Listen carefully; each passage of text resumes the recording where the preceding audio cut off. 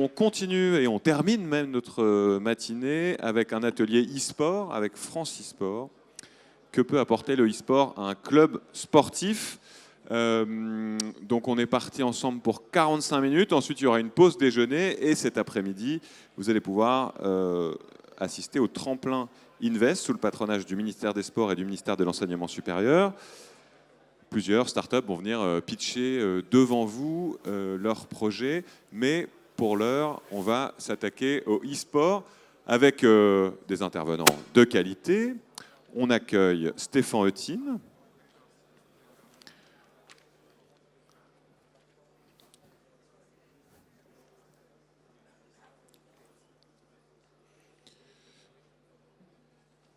On accueille aussi David Banger de l'Olympique Lyonnais, Kelly Marini de ZQSD, elle va nous raconter ce que c'est, François de l'église de Wanadev et Lina Pitch de la start-up La Source. Bienvenue à tous. On a 2 micros, donc je vais en donner un, peut-être Stéphane pour commencer, un micro et un de ce côté-là. D'ailleurs, peut-être à une fille, ça changera. On a 3 quarts d'heure. Il y aura aussi des questions du public. On va essayer de se reposer la question déjà.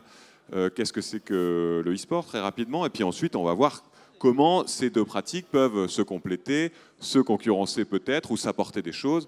On va discuter avec donc différents acteurs, hein, qu'il y a des personnes qui lancent des jeux, peut-être le futur président de la Fédération française de e-sport, on en reparlera, etc. etc. Stéphane, qu'est-ce que c'est que le e-sport? Comment vous le définiriez en un mot pour ceux qui auraient loupé le coche ici? En un mot, ça va être dur, mais je vais essayer de faire court. On a proposé une définition de l'e-sport assez simple et assez large, qui est en fait que l'e-sport est une pratique compétitive, un affrontement de 2 joueurs sur un support électronique. Donc c'est un format assez large qui permet d'inclure beaucoup de choses, mais elle est nécessaire parce que on doit aussi évoluer avec les technologies qui vont arriver et on ne peut pas s'enfermer dans un cadre trop précis. Ensuite, on a aussi écrit l'e-sport, parce qu'on ne dit pas le e-sport qui est souvent répété. J'aime remettre ça un petit peu sur la table, mais comme l'escrime ou d'autres activités. Ah, vous dites pas le escrime, vous? Voilà, on ne dit pas le escrime, donc on dit l'e-sport aussi, et on l'écrit tout attaché, E-S-P-O-R-T, sans S majuscule au milieu du mot, ce qui n'a pas de sens non plus. Voilà, on essaye de faire le plus simple possible avec ce nom. Si vous voulez bien, on regarde une petite vidéo qui nous montre un peu l'univers du e-sport. Est-ce que ça va pour la régie? Vidéo, quelques images.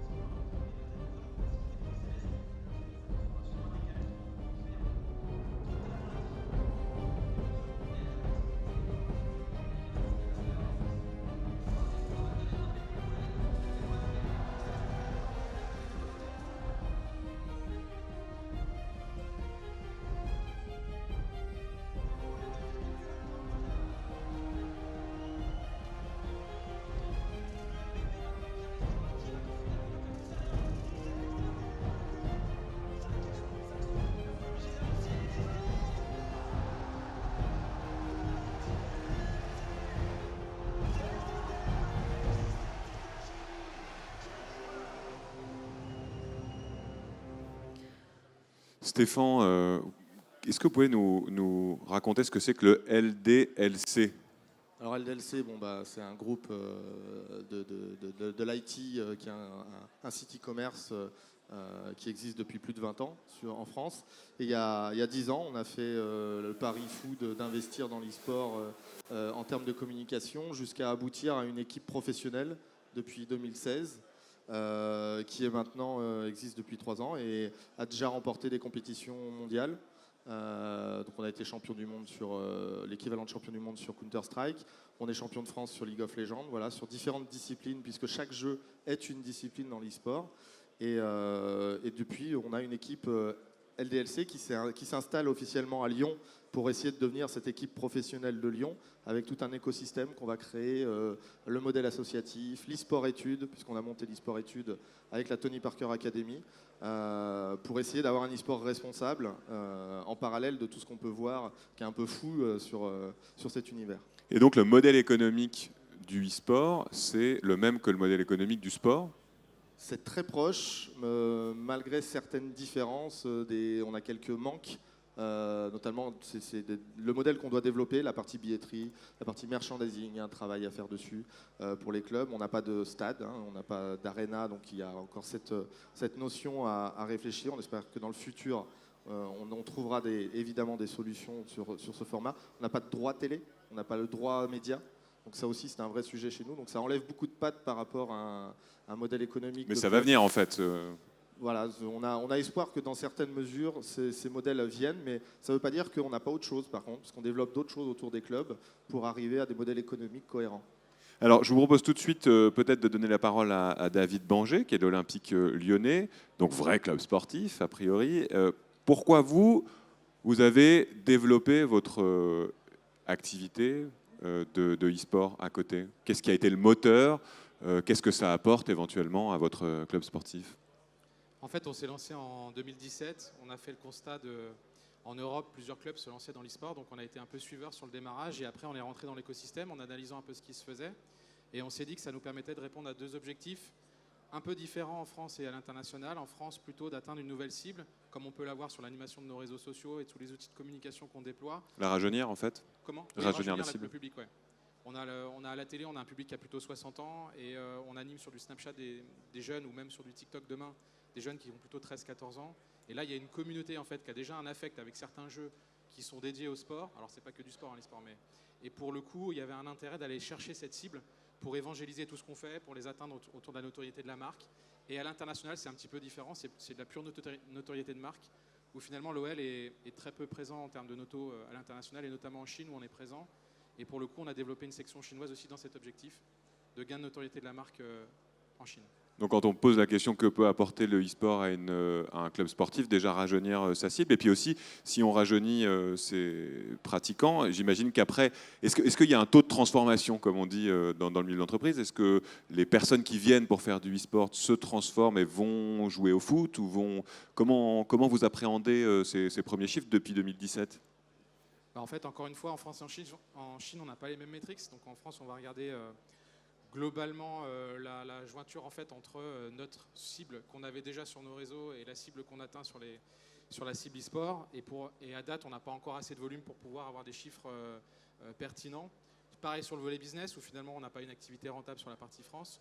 Donc tout ça, c'est en construction. Donc on essaie justement de s'appuyer de plus en plus sur l'écosystème, ce qu'on a fait justement en Chine, essayer de rattraper ça en France pour justement gagner en expertise, en affinant le business model et en essayant de trouver des leviers pour nous faire accélérer sur le volet e-sport en France. En Chine, par contre, on est une activité rentable et qui, du coup, s'appuie sur du sponsoring principalement et qui a des métriques qui sont principalement sur le reach de l'ensemble des diffusions de ce qu'on peut produire et des compétitions auxquelles participent nos joueurs. Et là, pour le coup, on a des bons métriques et qui fait qu'en Chine, c'est plutôt une réussite. Lina Pitch, alors vous êtes de la start-up La Source qui permet d'accueillir des joueurs de e-sport dans les clubs de sport traditionnels. C'est ça, nous allons ouvrir un centre dédié à l'e-sport, ouvert aux amateurs, pour les accompagner, pour suivre leur parcours et les guider au mieux. C'est quoi? Vous êtes parti de quelle intuition? Quel était le constat de départ qui vous a permis de vous lancer dans cette activité? C'est un peu, on s'est beaucoup basé sur ce qui existe dans le sport, les centres de détection. On a beaucoup observé sur l'évolution des clubs. Après, on s'est concentré sur, par rapport à l'e-sport, sur l'amateur en fait. Vraiment travailler l'amateur sur à la fois le pratiquant de loisirs et celui qui veut évoluer dans la compétition. C'est pour ceux qui n'ont pas les moyens d'ouvrir leur propre salle quelque part, ils peuvent se donner rendez-vous au même endroit. C'est ça. C'est le service que vous rendez? Exactement. En fait, on s'est rendu compte que beaucoup jouaient chez eux, mais c'est un peu comme le foot. On peut jouer dans son jardin, mais si on veut aller plus loin, avoir un équipement optimal de performance, il faut aller dans un lieu dédié. Et vous, quand on vous pose la question que peut apporter le e-sport à un club sportif, d'ailleurs qu'on pourrait retourner, hein, que peut apporter le club sportif au e-sport, comment vous répondez à cette question? Pour notre partie, ça serait vraiment travailler justement sur l'aspect technique, logistique, et aussi travailler avec toute la communauté et le public amateur passionné d'e-sport. En fait, est-ce que l'enjeu, c'est maintenant de transformer le côté individuel en côté collectif, c'est retrouver la force du sport, les sensations communes qu'on peut avoir évidemment dans l'e-sport, mais parfois un peu décalées ou un peu éloignées? Est-ce que c'est vous travaillez à ça, à remettre les gens au même endroit finalement, recréer de la présence réelle alors qu'il y a une partie virtuelle? C'est fait pour ça, rassembler les gens autour d'un lieu, échanger, le rendre à la fois convivial, créer un lieu de partage, d'échange, mais tout en montant les personnes en performance. Donc vos clients sont des amateurs, des clubs, qui vient vous voir? Alors nos clients, ça sera beaucoup, les jeunes, ça peut être du 7 à 20 ans, des jeunes, vraiment le jeune public. Et à la fois et les mettre en relation avec des professionnels comme les clubs, comme d'autres personnes. Voilà. Merci. Kelly Marini, vous êtes du ZQSD. Alors vous allez nous expliquer, c'est une agence d'événements, c'est ça? Tout à fait. ZQSD Productions, c'est une agence événementielle qui couvre plusieurs domaines. Ça va du tournoi, ça va au streaming, ça va de la production dans des studios et ça va de l'événement de A à Z. On fait ça pour des marques grand public, des éditeurs. Et comme par exemple, si vous aviez des... Par exemple, je peux citer Orange qui est ici aujourd'hui. Je peux citer des marques comme Riot Games. Voilà, donc on travaille pour ces marques-là. Qui viennent vous voir avec quelles questions? Alors plusieurs, parfois c'est de la gestion de tournoi, parfois c'est de la gestion d'événements de A à Z. Ils ont un cahier des charges et nous, on se charge de trouver la salle, le lieu, de concevoir l'événement et de réfléchir à ce qu'on va mettre dedans. Voilà. Et on fait aussi des événements en nom propre, comme la Trackmania Cup, qui est un événement de Zerator, qu'on produit l'année prochaine d'ailleurs à Bercy. Qui est quoi d'ailleurs? Expliquez-nous. Alors c'est un tournoi de jeux vidéo, mais un petit peu plus entertainment que de l'e-sport classique. C'est de l'e-sport compétitif, mélangé à beaucoup de... mélangé à un woman show un petit peu, voilà. Mais c'est un tournoi d'e-sport quand même. C'est-à-dire le One Woman Show, il y aura des comédiens sur scène qui... Non, c'est qu'on a un influenceur qui s'appelle Zerator, qui est très présent sur sa communauté, et qui sait animer, et qui sait vraiment être très présent. Du coup, c'est un petit peu l'e-sport évolutif. C'est un autre domaine qui a émergé il y a quelques années sur l'e-sport, on va dire ça comme ça. Et vous, alors la question que peut apporter le e-sport au club sportif et vice-versa, quelle est... Je pense que l'e-sport, ça peut apporter le côté un petit peu jeune, dynamique, que les clubs peuvent rechercher. Rassembler les jeunes qui sont plus forcément attirés par le foot, mais aussi une nouvelle cible. Il y a beaucoup de gens qui jouent aux jeux vidéo et qui aujourd'hui l'assument, à la différence d'il y a quelques années. Et inversement, je pense que les clubs sportifs peuvent apporter à l'e-sport de la crédibilité, de la visibilité et surtout un écosystème. Un écosystème. Un savoir-faire, exactement. Eux, ça fait des années qu'ils travaillent là-dedans, qu'ils ont le merchandising, qu'ils ont cette partie partenariat et cette partie écosystème que l'e-sport finalement découvre plus ou moins. Et je pense que ça peut vraiment apporter cette professionnalisation de l'e-sport sur ce point-là. Je tente le cliché. Peut-être Stéphane, vous pouvez répondre à ça. En gros, est-ce que le e-sport va bouffer le sport ou pas? Ou est-ce qu'ils vont... voilà, c'est la peur. Hein, est-ce qu'on parle aussi souvent des séries qui vont-elles tuer le cinéma, etc. etc. Comment... Je pense pas que ça mange. Le sport ne sera pas mangé par l'e-sport. Je pense que c'est quelque chose qui va de plus en plus grandir, qui va faire de plus en plus de bruit.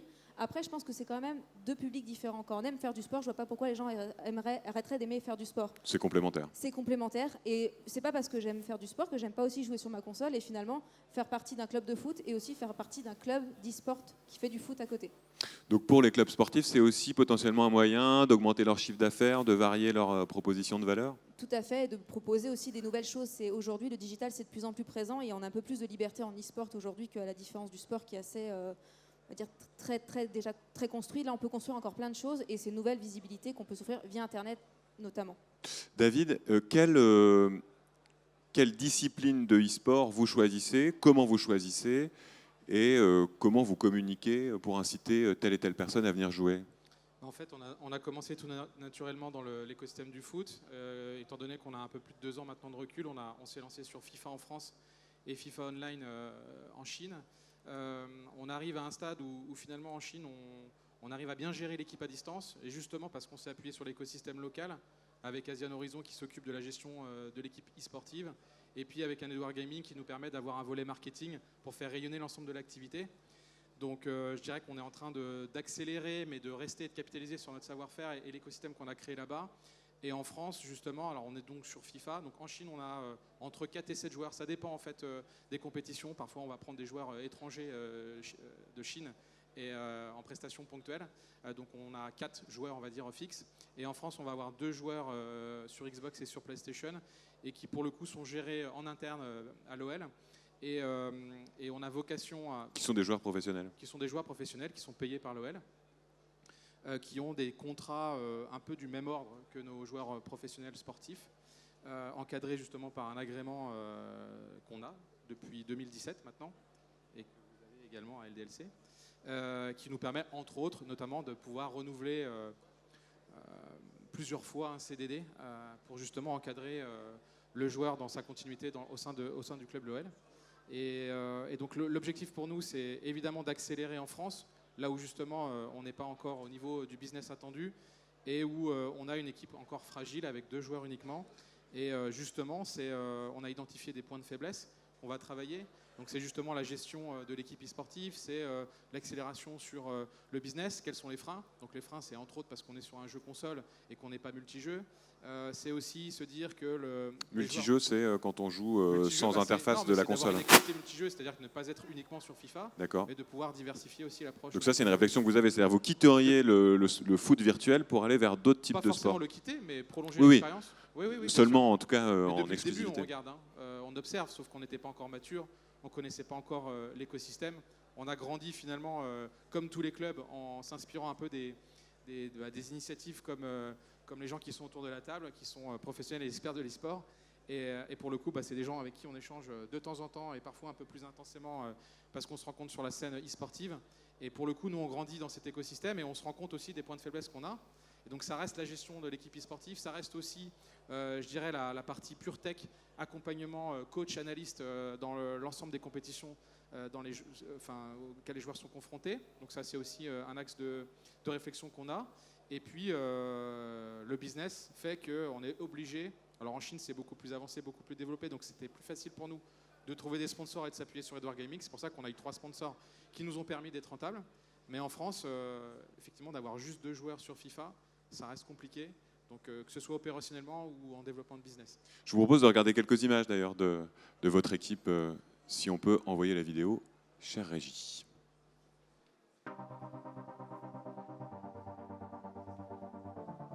C'est l'équipe France.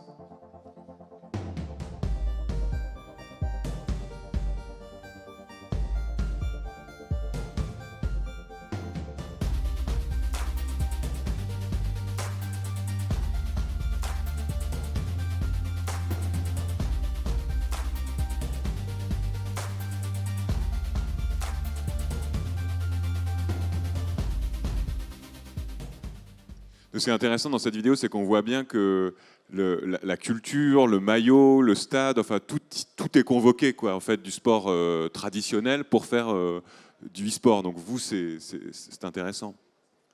Oui, on avait participé avec Stéphane à une conf sport et e-sport. Effectivement, il y a beaucoup de similitudes. On essaie de capitaliser aussi sur notre savoir-faire en termes de rayonnement d'activité, essayer d'encadrer les joueurs aussi par rapport aux expertises qu'on peut avoir aussi en interne et par rapport à des défaillances que j'ai pu évoquer avant pour pouvoir s'appuyer sur l'écosystème e-sport pour grandir ensemble. Donc il y a beaucoup de similitudes et beaucoup de synergies à avoir ensemble. David, dernière question. Quand en 2017 vous vous dites on se lance dans le e-sport FIFA, les gens vous regardent en vous disant il est fou, il est con ou il a raison avant tout le monde? Ça je sais pas, c'est aux gens de le dire. On a essayé d'avoir une approche humble, je ne sais pas si ça s'est ressenti, mais en tout cas d'essayer d'y aller progressivement, d'essayer de le comprendre. C'est pour ça qu'on a voulu monter l'équipe nous-mêmes, de pouvoir comprendre aussi comment il fonctionnait, de se rapprocher vers les acteurs de l'écosystème progressivement. Et on a fait certaines erreurs. En Chine, on a essayé de ne pas les reproduire parce qu'on s'est lancé en Chine après. Et en France, on est en train d'évoluer justement dans cette réflexion. Malgré tout, ça nous a quand même permis d'avoir des bons résultats, parce on n'a pas beaucoup parlé de performance, mais c'est aussi un des enjeux, c'est d'être performant sur la scène e-sportive. Et on a été champion de France en 2018, et on a été champion de Chine aussi en 2017. Donc on a des titres. Alors il y a du cash prize aussi qu'on dispatche entre le club et le joueur. Donc pour le moment, c'est anecdotique dans le business model, mais ça deviendra, et on le voit chaque année, les cash prize augmentent. Donc ça deviendra, à mon avis, une part de l'écosystème du business qui sera non négligeable demain. On va peut-être, Stéphane, si vous voulez bien, parler de performance un peu, c'est-à-dire il y a beaucoup d'avantages dans le e-sport qu'on n'a pas forcément dans le sport traditionnel. Avant de vous donner la parole, François, c'est sûr, la carrière évidemment d'un joueur de e-sport est beaucoup plus longue. Par exemple, est-ce qu'il y a d'autres avantages comme ça qui... Alors plus longue, pas forcément, parce qu'on a En tout cas physiquement, je veux dire. Physiquement, oui, mais on a des contraintes différentes, notamment le jeu. Le jeu évolue, le jeu peut avoir des mises à jour qui viennent un peu nous rendre... Ah oui, c'est comme le changement de raquette si on fait du tennis. Ou des fois, on demande à un footballeur de devenir tennisman. Là, c'est un peu plus violent et du coup, tous les joueurs ne sont pas capables de faire ce virage. Et la durée de vie du jeu est importante parce qu'on parle d'un FIFA. Évidemment, c'est un jeu qui est là depuis très longtemps. On n'a pas de doute qu'il va continuer à être là. Mais on a d'autres titres qui sont peut-être même plus en avant, mais sur lesquels l'avenir n'est pas forcément aussi certain que ces titres-là. Donc on a toujours... la carrière du joueur, elle est aussi liée à la durée de vie du jeu. C'est quand même une composante très importante dans la carrière. Et malgré tout, on remarque que les réflexes sont quand même dans la plupart des jeux proéminents. Enfin, on a besoin en fait de se baser sur les réflexes. C'est la première compétence du joueur. C'est aussi la première compétence physique qui diminue chez l'homme. Avant le physique, avant l'endurance, avant d'autres domaines.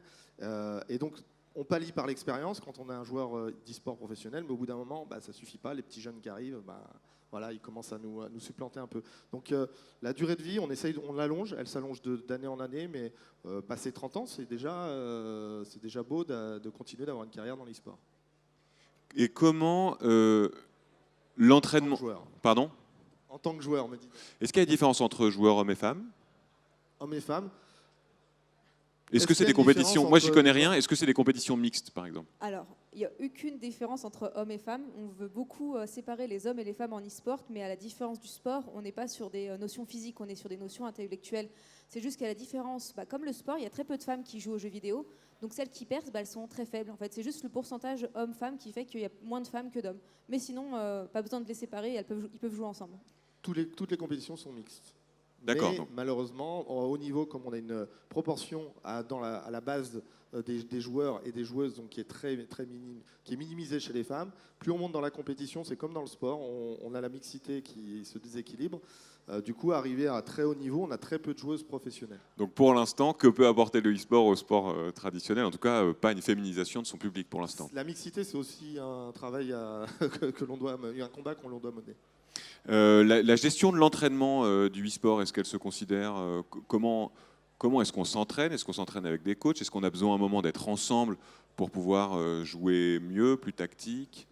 Comme l'a dit David, la difficulté, elle est non seulement trouver les joueurs, mais après il faut les encadrer. Donc il faut trouver aussi les encadrants. Donc ça va être un petit peu l'enjeu de l'avenir au niveau de l'e-sport, c'est que les encadrants, il va falloir les former. Ça, c'est une des ambitions que vous vous donnez, par exemple ? Tout à fait. Former les formateurs. Là, je parle en tant que France e-sport, donc presque fédération, parce qu'on n'est pas encore une fédération et qu'on ne sera pas un modèle fédéral tel qu'on l'entend avec le sport. Mais l'une de nos ambitions, c'est d'assurer la formation des formateurs, ou du moins l'encadrer. Parce que France e-sport, à terme, ça pourrait devenir la fédération, donc un organisme qui pourrait avoir des licenciés. Ça pourrait avoir un rôle de ce type-là, mais on a une entité qui est l'éditeur de jeux qui vient changer la donne par rapport au monde du sport. Nous, le terrain de foot, par exemple, il appartient à quelqu'un. Donc, ce qui fait qu'il y ait une possession privée, une propriété intellectuelle, vient un peu changer la donne sur la délégation de pouvoir qu'on pourrait avoir de l'État dans un mode fédéral. Des règles On pourrait avoir un système fédéral sans pour autant avoir tous les pouvoirs d'une fédération. Concrètement, ça donnerait quoi, un système fédéral ? Ça donnerait qu'on pourrait s'occuper de la structuration amateur, de l'encadrement, de la prévention, de toutes les problématiques sociales, RSE. On parlait de mixité, on parle de handicap, on parle de plein de sujets, sous couvert bien sûr d'être validé par les éditeurs, mais on prendrait plutôt cette charge-là plutôt que la partie vraiment championnat professionnel, semi. Voilà, Où c'est- chaque jeu va organiser et tous les l'organise éditeurs déjà. ont une vision différente de leur propre jeu, de leur propre développement. Donc on ne peut pas imposer un écosystème identique à tous. On est obligé de respecter les stratégies de l'éditeur. Et après, nous, on se positionne un peu dans la zone grise, qui est le joueur amateur, qui est un peu perdu. C'est-à-dire qu'on est chez soi, je veux devenir joueur pro, qu'est-ce que je fais, où je vais? Là, il n'y a rien. Il y a une zone grise. Oui, où je suis effectivement. un club et j'ai envie de développer ma partie, Voilà. ça Où peut est-ce- être aussi. Où est-ce que je pratique l'e-sport actuellement? C'est je suis chez moi, je me fais détecter par un club professionnel. Il n'y a pas de club au milieu vraiment bien identifié qui nous permet de dire à des parents, je vais poser mes enfants dans ce club-là, ils vont être encadrés pour apprendre à devenir meilleurs dans le jeu et puis apprendre aussi les bonnes pratiques, parce que c'est ça qui est nécessaire. On doit lutter encore contre d'autres sujets comme la toxicité sur Internet, le jouer ensemble. Tous ces sujets-là, ce sont des sujets où on a un besoin sociétal sur lequel il va falloir qu'on s'engage. Et Francisport est là pour répondre voilà, à cette zone grise qui est juste avant le monde professionnel. Alors je voudrais donner la parole à François Deléglise. Merci d'être là. Vous représentez Wanadev, qui est un éditeur de jeux réalité virtuelle lyonnais. Est-ce que vous voulez nous en parler? Avec plaisir. Moi, je suis très très heureux d'être là parce que d'une part, j'ai participé aussi à l'e-sport. Je me souviens encore à 17 ans quand ma mère elle m'amenait avec mon cathodique de 15 kilos sur les LAN. Et puis maintenant, quand je vois les vidéos qui sont diffusées ici, je me dis qu'il y a eu beaucoup de choses, beaucoup de chemins qui ont été faits. Et aujourd'hui, j'aimerais parler plus du chemin qui resterait, ou plutôt qu'on va parcourir dans les années à venir. Et j'aimerais présenter un peu un nouvel entrant dans la scène de l'e-sport. C'est quelque chose qui arrive tout juste, c'est la réalité virtuelle. Alors ça, on entend parler de partout, c'est un peu un buzzword. Mais il y a aussi une carte à jouer sur le domaine de l'e-sport. Je ne sais pas si vous vous souvenez, il y a quelques années, quand on a découvert les smartphones, on découpait des fruits avec son doigt. Et ça, c'était génial. Un jeu où découper, Un jeu. on glissait son C'était doigt et ça génial, coupait des quoi. On fruits. montrait ça à tout le monde. Regarde, grand-mère, on peut découper un fruit avec son doigt. Et ben, je pense qu'on est actuellement au niveau de découper des fruits avec son doigt en réalité virtuelle. Dans quelques années, on Avec la fera- sensation. Non, vraiment dans l'image. C'est-à-dire que on en est au tout début de. Moi, je vais de continuer ce à qu'on couper fait, les fruits avec mes doigts dans la vraie vie. Alors, non, je Voilà. rigole. Exactement.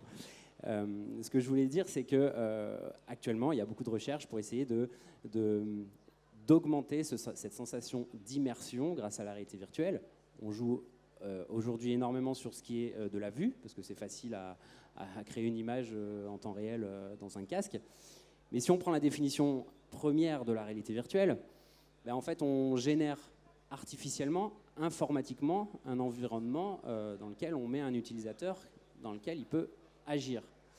Alors Si- concrètement, vous développez un jeu qui s'appelle Warhouse, Alors, notamment. oui, Non, mais c'est exactement. intéressant parce que la réalité virtuelle, souvent on dit oui, non, mais vous êtes bien marrant avec votre truc, mais la réalité virtuelle, au bout de 2 minutes, moi j'ai le vertige. Et vous réussissez, vous commencez à réussir à dépasser. Alors, la réalité virtuelle, elle a eu une mauvaise pub dans ses débuts, justement, avec tout ce qu'on appelle la motion sickness, donc le mal de mer. Ça recoupe ce que je venais de dire, c'est jouer sur les sens. L'oreille interne, l'œil, quand il y a un signal contradictoire qui est envoyé au cerveau, forcément, ça déclenche un mal de mer, comme quand nous lisons en voiture. La clé, elle est dans le déplacement, c'est ce qui génère le plus souvent de mal de mer. Et quand vous dites qu'on développe quelque chose qui s'appelle le warehouse, là dans la traduction littérale, c'est un entrepôt. Donc on développe, oui, effectivement, des jeux à l'échelle d'un entrepôt dans lequel on peut se déplacer librement avec un ordinateur embarqué et qui propose donc des nouvelles dimensions de jeu qu'on peut utiliser dans tous les mécanismes de l'e-sport. La compétition en équipe, en team deathmatch, ce qu'on veut sur des grandes surfaces de jeu. Donc sur un terrain de basket, par exemple. Sur un terrain de basket, exactement. Pourquoi un terrain de basket, c'est intéressant? Donc Parce on a que- tous, pour qu'on imagine, on a tous notre casque de réalité virtuelle, on est sur un terrain de basket à taille conforme, Exact. et Et du coup, le terrain de basket se prête parfaitement bien à une dimension, à une surface de jeu qui permet de créer multiples scénarios en intégrant le standard du terrain de basket qu'on retrouve un peu de partout autour du monde. j'ai un vrai ballon, j'ai un faux ballon, je me le passe, comment? Tout est possible. Tout est possible. Là, vous en êtes au stade de R&D? Il y a du stade de R&D, il y a énormément de sujets qui sont amenés à travailler, même dans la définition même du concept de quel va être le but d'un jeu sur un terrain de basket. Est-ce qu'on doit réintégrer les éléments, les paniers? Probablement que ça peut être très intéressant à le faire. Est-ce qu'on doit mettre une balle? Est-ce que c'est du joueur en équipe, des jeux en équipe? Est-ce que voilà, toutes ces questions, elles sont à répondre conjointement d'ailleurs avec les personnes qui sont autour de cette assemblée, parce que tous ont leur mot à dire sur le sujet. Et puis derrière, si on parle d'e-sport, Stéphane pourra le souligner aussi. Actuellement, on prend du plaisir à regarder quelqu'un qui joue à la réalité virtuelle parce que c'est marrant de voir quelqu'un gesticuler dans un espace qui n'est pas celui que lui est en train de vivre. Mais demain, il faudra qu'on prenne du plaisir à voir des joueurs jouer autrement que par c'est nouveau. Il faudra qu'on comprenne ce qui se passe dans une partie qu'on est en train de regarder, créer du show. Et c'est là où ça recoupe l'émission de Stéphane, mais également l'émission de David pour créer de l'entertainment et recouper le Z-Event, par exemple. Mais donc ça, c'est une réflexion qui est passionnante parce que c'est à la fois entre vous, différents acteurs, parce que vous ne parlez pas exactement du même endroit, du e-sport, mais aussi avec les pratiquants. Comment s'organisent, je ne sais pas qu'est-ce qui veut répondre à cette question, ces discussions projectives de à quoi ressemblera le e-sport dans 20, 30 ans? Qui veut répondre? C'est très loin, ça. Ouais, c'est très long et surtout il y a tout le monde qui a son mot à dire. Nous, on essaye de savoir technologiquement qu'est-ce qui sera possible de faire, donc on essaye d'imaginer. Mais derrière, il faut aussi créer de l'entertainment, tout un monde viable pour tout le monde, les exploitants, les joueurs et tout le système qui est autour, comme ce qui a été développé. Kelly? Alors oui, ça serait possible. Après, c'est loin, hein. Comme on disait, c'est même très loin.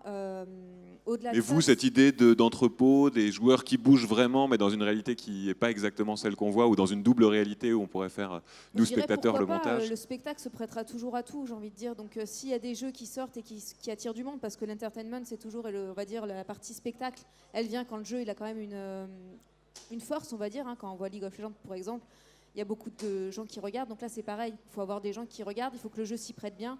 Mais oui, c'est tout. En fait, l'avantage du spectacle, c'est que si le jeu s'y prête, ça peut être un terrain de jeu assez intéressant et on peut tout faire. Donc pourquoi pas, si à l'avenir, ça se développe correctement. Stéphane?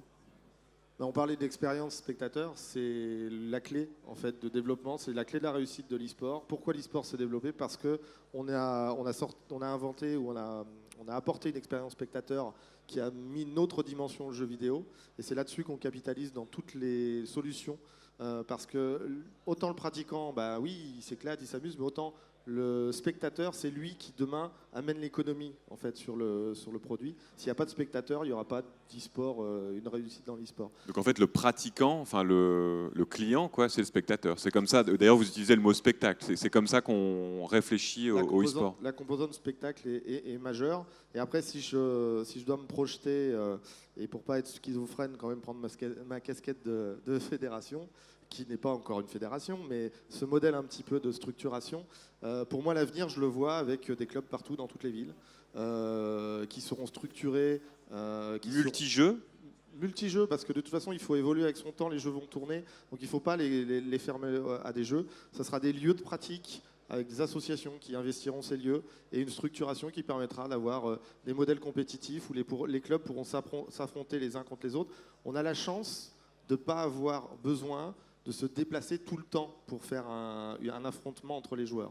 On peut jouer contre des joueurs partout en Europe, voire dans le monde sur certains jeux, mais selon les zones de serveurs, c'est souvent identifié à l'Europe. Mais du coup, on peut imaginer un match Marseille-OL sans avoir à déplacer des gens. Et Oui, qu'on pourrait regarder et à Marseille et à OL. Ouais. Donc des petites associations ont accès à ça sans avoir à dépenser de gros budgets. Après, effectivement, on ajoute l'expérience spectateur et on peut imaginer demain d'avoir des clubs qui se déplacent avec une notion de salle, évidemment. Mais voilà, le futur, je le vois à la fois sur ce qu'on appelle le grassroots, qui est vraiment la structuration des petits clubs qui va amener les bases de la pyramide qui manquent actuellement à l'e-sport. L'e-sport, c'est un peu construit par le haut, c'est du top-down. Parce que le milieu professionnel est structuré, mais on n'a pas de milieu structuré amateur. Notre travail va être de Ce qui est repartir exactement par là. l'inverse du sport traditionnel, qui Exactement s'est l'inverse construit du par sport. l'amateurisme. Et du coup, pouvoir construire ces bases pour pouvoir amener un vrai pilier de développement au modèle économique professionnel. Lina, est-ce que vous, comment vous voyez le e-sport dans quelques années? Toujours sur ce travail d'aider les amateurs, d'aider le grassroots, c'est vraiment voir, sentir que les parents sont suffisamment en confiance pour laisser leurs enfants dans des structures adaptées.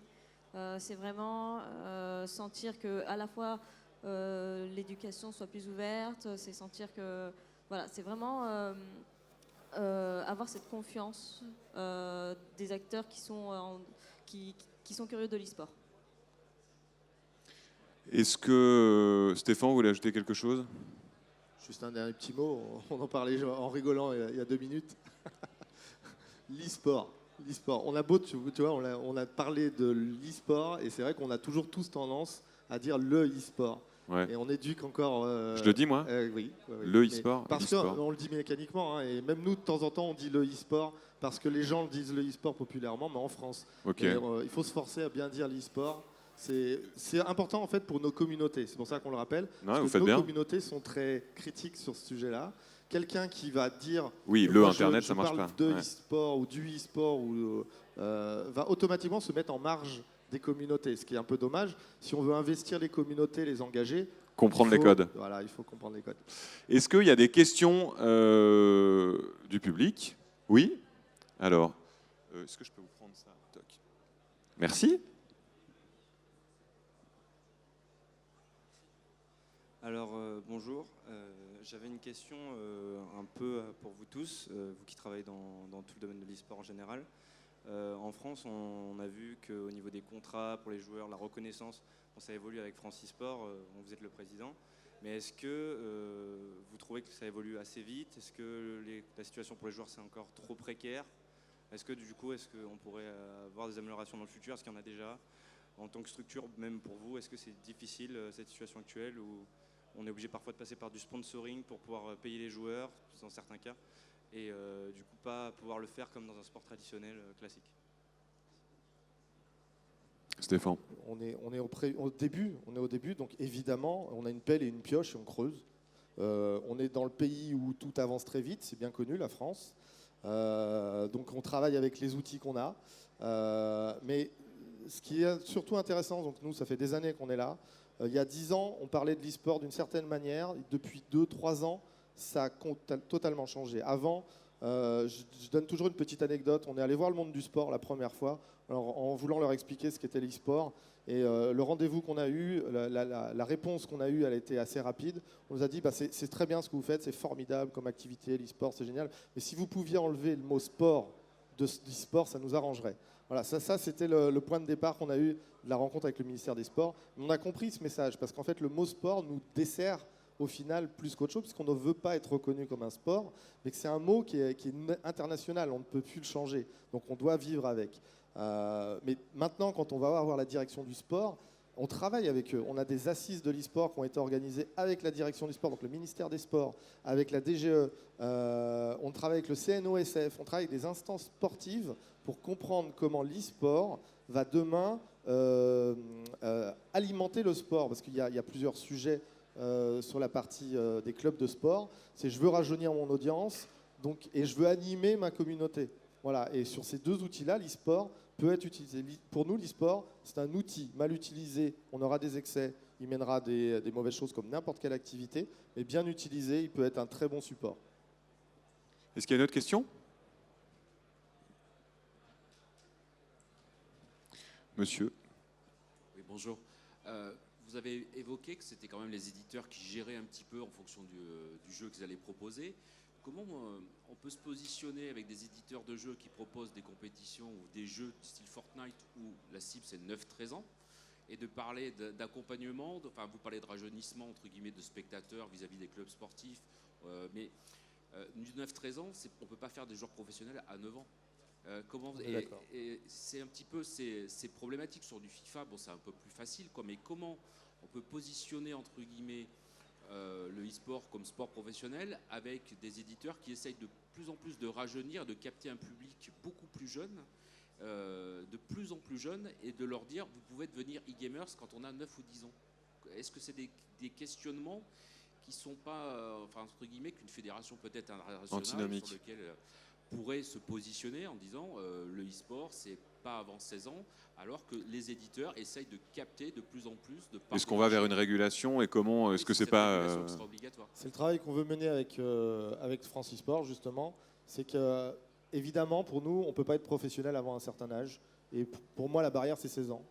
En dessous, on doit être sur un modèle associatif. Certains éditeurs ont malheureusement des stratégies qui ne sont pas en accord avec notre vision.